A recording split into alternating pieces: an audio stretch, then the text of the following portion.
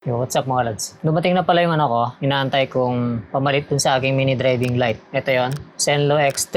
Ito yung tri-LED ng Zenlo, kaya siya X3. Tatlo yung kanyang LED. Ito naman yung aking previous na mini driving light. Parang ano yata to? Matagal na to sa akin. Ito pa yung mga pinaka-original na last. Okay pa naman siya kaso parang nahihinaan ako. At saka gusto ko, isang piraso na lang yung ikakabit ko sa motor para mas malinis siya tignan. Tapos isa pang problema ko dito, yung ginawa kong bracket is manipis. So pagka gabi, nakikita ko yung aking mini driving light nagbabibrate pati yung ilaw niya nanginginig.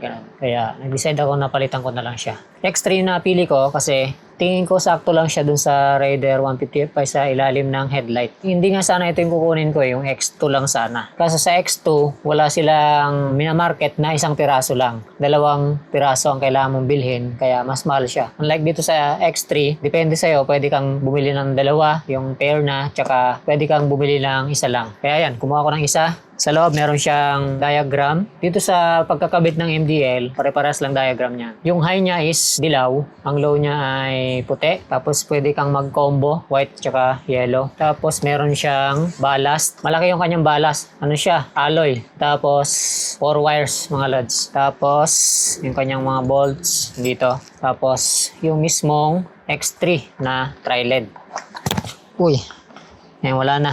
Ewan ko kung warranty card ba itong isa. Wala na siyang laman. Ito yung nagustuhan ko rito kasi tatluhan. So hindi ko kailangan ng 2 dahil nga one piece na lang yung kakabit ko sa motor ko. Meron palang bracket mga lods. Ito yung kanyang bracket na kasama. Pagkadating nito kanina mga lods, may ginawa na ako dito sa bracket. Ayun siya. Kung napapansin nyo, naging 3 na yung kanyang butas. Ang nasa gitna, ito yung nagkakabitan ng tornilyong malaki. Nakasama dito sa package. Ito yan yung tornilyo. So nagbutas ako dito mga lods. Gamit lang yung barena syempre. Papakita ko sa inyo kung bakit ko siya binutasan dito ng 2. Nakaganyan yung mounting niya sa ilalim mismo ng headlight. Bale, 70 watts nga pala to mga lods, no? Kasi isang piraso lang. Ang nakalagay dun sa advertisement na ito is 140 watts. Kung 2 ang gagamitin mo. Pero pag isa lang, 70 watts lang siya. Tapos ang kagandahan nito, dahil 3 nga yung LED niya, may kanya-kanya silang cooling fan. Ito. Tsaka mabigat mga lods itong ano na to, mini driving na to. Ang size na ito ay yung lapad, 11 cm.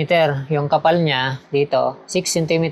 Tapos yung taas niya parang 3, mga ganun, 3 cm. Papakita ko sa inyo yung pwesto kung saan ko ilalagay sa motor. Alright, so ito yung pwesto kung saan ko siya ilalagay mga lods. Nakikita niyo yan, yung stock natin na lagayan ng tornilyo dito sa headlight na pinaka-housing. So, dyan ko yung isinukat kanina.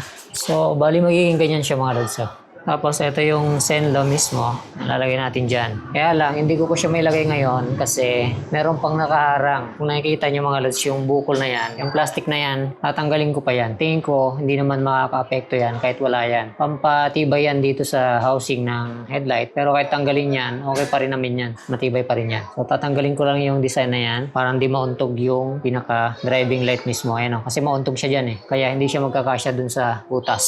Kailangan ko tabasin yun. Tapos yung wiring ko, meron akong wiring dito yung luma. Yan, nandito pa yung kanyang relays. Gagamitin ko pa rin yan. Kasi nga, ganun pa rin naman yung function ng ilaw na ikakabit ko. Meron siyang low, meron high, at saka merong combo. Meron ding passing light. Kaya yun pa rin yung ikakabit ko. Tatabasin ko lang itong mga loads, tapos ipapakita ko sa inyo. Test fit natin. I-update ko na lang kayo mamaya. A few moments later. Alright, so update lang mga lads, no? Dun sa una kong plano na hindi na ako gagamit ng bracket at ito na lang yung gagamitin ko, yung mismong bracket ng MDL. Okay naman siya, kasya naman talaga. Ang problema ko is pag nilagay mo yung mismong unit, may kakabit mo naman siya. Ang talagang naging problema ko kasi bumabangga pa rin siya sa ilalim ng headlight pagka walang bracket. Okay sana siya kasi medyo dikit lang sa headlight. Kaso nakatingala siyang ganyan, no? Hindi mo siya may bababang ganyan kasi babangga yung pet niya, babangga sa ilalim ng headlight. So plan B ako, gumawa ako ng bracket. Kung maalala nyo, sa stock ng Raider 150 Fi, meron niyang bracket na kasali na nandito sa likod na ito na nag-hold ng stock na brake hose. Ngayon, ang ginawa ko, pinutol ko yon yung stock bracket na yon, tapos dinugtungan ko. Ginawa ko siyang para Mickey Mouse. Yan o. Ganito yung ginawa kong dinugtong ko dyan. Bracket ng laboratory. Kinat ko dito. Tapos Saka ko siya dinugtong dito sa stock na bracket. Yung nasa likod na ito. Kaya naging ganyan. Para siyang Mickey Mouse. Yan. So bubuhin ko lang na. Didikit ko na rin dito yung bracket ng MDL. Tapos kakabit natin. Papakita ko sa inyo. Yan. Bali ganito siya. Yan yung galing dito. Yan. Pinutol. Tapos dinugtong dito. Tapos magiging ganito yung itsura niyan. Hindi kasi naging successful yung unang natin. Installation. Okay, so ito na siya. Ito yung likod. Yung bolt niyan, stock yan ng MDL. Pinutulang ko lang para hindi umabot dun sa harness. Ganito yung sa harap niya. Ayan siya. Nalagay na natin. Yung tinabas ko dito mga lods, ganun pa rin yon. Kailangan ko pa rin tabasin yon kahit na gumawa ako ng bracket. Ayan na siya. Nalagay na natin yung X3. Kung papansinin nyo mga lods, pwede na siyang i-adjust. Na-adjust na siya. Taas baba. Ayan o. Ayun yung naging problema ko dun sa una kung kakabit na ito. May access pa rin dito sa headlight. Paano siya tatanggalin? Ayan siya. Ganito yung side view niya. Okay naman. Mas okay ito kaysa dun sa una kong ginawa. Sakto talaga yung X3 mga lods. Kaya kung magkakabit kayo, X3 na lang. Pero yung bracket na ginawa ko, pwede ito sa X2. X3 at saka X2 pwede. Kahit anong MDL, pwede na. Basta may bracket na MDL na ganito. Yung bracket. Pwede. Ayos na ayos mga lods. Yan. So wirings na lang ang kulang mga lods. So wiringans ko na lang to. Gagamitin ko yung luma kong wiring. Tapos papakita ko sa inyo yung sample. 12 seconds later. Yan na. Napakaganda ng ano na to. Tri-lens na to. Para sa akin, ito yung pinakamagandang ilagay sa Raider 155. Kung hindi tri-lens, pwede rin yung dual lens. Para hanggang dito lang. Tapos yun nga, tama yung decision ko sa bracket. Kasi hindi lang yung tri-lens ang pwede kong gamitin yan sa bracket na yan. Kahit yung mga dual lens, pwede. Kahit single lens nga, pwede dyan. Basta may bracket. Yung kanyang nut nasa likod. Tapos yung wirings niya, dito yung dugtungan sa ilalim. Ayan yung connector niya. Punta rito. Sa taas. Ayan yung kanyang wire nasa ilalim ng U-box. Ayan dito yung kanyang ballast dito. Kagaya rin yung dati. Dito ko rin nilagay yung dati ko. Tapos yung dugtungan nandito. So ginamit ko pa rin yung old na ano ko, relays. Pakita ko sa inyo. Ayan na. Bali apat to. Yung dalawa sa mini driving light. Yung isa sa busina ko na dual disc. Tapos ito yung underglow ko na magkakaiwalay. So ginamit ko pa rin yung luma. Pero goods pa rin yan. Ito yung kanyang mga fuses. Magkakaiba yan ng fuse sa busina, sa mini driving at saka sa underglow. Okay. So nalinis ko na siya. Naka-cable tie na yung mga yan. Try natin. So ito yung kanyang low. Ito naman yung kanyang low at saka high na combination. Pasensya na, hindi ko pa may labas ngayon dahil tanghalin tapat pa. Mamayang gabi, mag-update ulit ako sa kalsada naman. Yung low ko ay white. Tapos yung ano ko, high and low magkasama. Yan. Tapos meron din sa busina.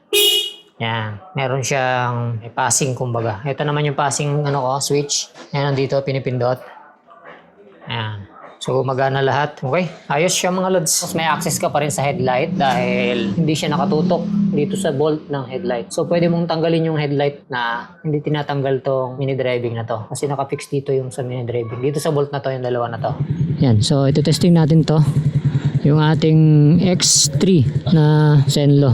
Ito yung headlight ko, naka-low. Yung high niya masyado na mataas kasi in-adjust ko yung headlight ko, inangat kong ganun. So hindi na tayo mag-headlight. Ito yung sample ng X3 natin. Ayan yung low.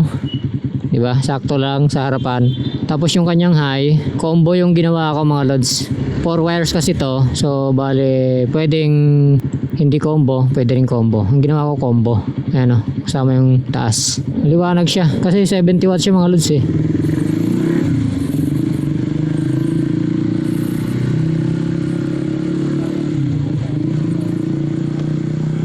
Ito yung ano natin. Ayan yung low.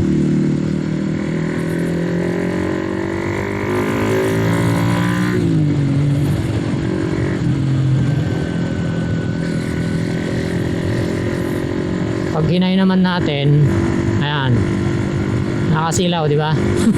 Ginagamit lang naman yung high pagka nasa remote area ka. So madalas, ito lang yung low lang. Punta tayo sa mas madilim konti. May ilaw na rin pala dito. Ayan o, low. Okay naman. High natin. Yun o, boom.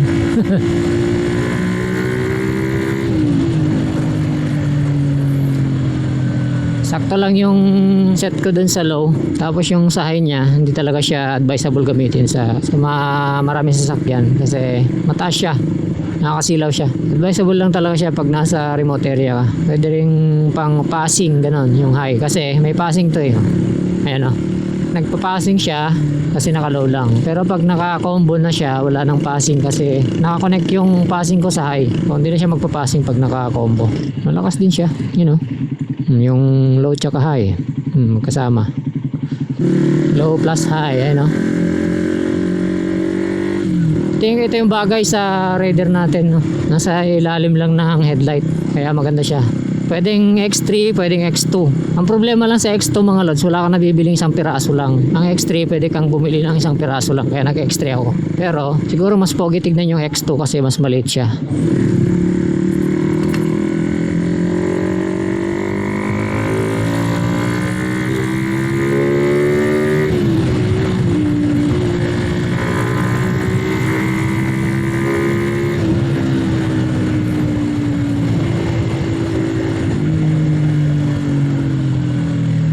May narinig kayong 5 di ba mga lods? Yan. Sa susunod ano ko sa inyo. Papakita ko sa inyo yan.